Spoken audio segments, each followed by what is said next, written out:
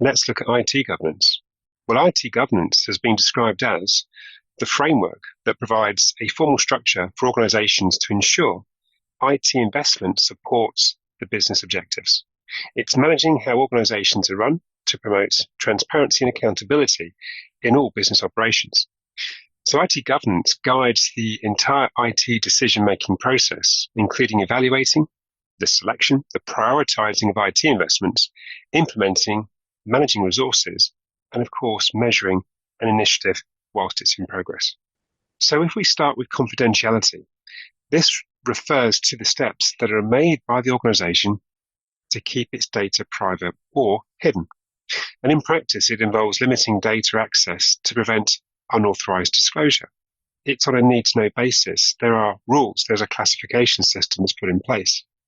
This requires ensuring that only authorized people have access to specified assets and that unauthorized individuals are actively discouraged from gaining access. So again, it's working on a rule basis that person A can have access to these files, but person B can't.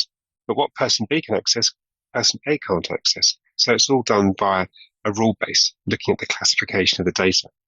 So access control mechanisms support confidentiality.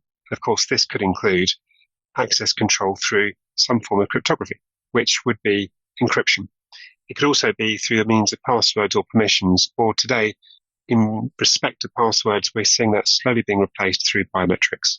So computer assets and some of the threats. So looking at the availability, confidentiality, and integrity, looking at both hardware, software, data, and communication links, we can see again some of the areas that have been highlighted.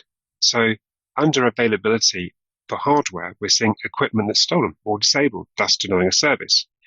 If we look at data, we can see under availability, we can see files are deleted, denying access to users. Or if we go over to integrity for data, we see existing files are modified or new files are fabricated, therefore questioning integrity. On the confidentiality side, if we look at software, an unauthorized copy of software is made. Or under communication links under confidentiality, messages are being read, traffic patterns are being observed.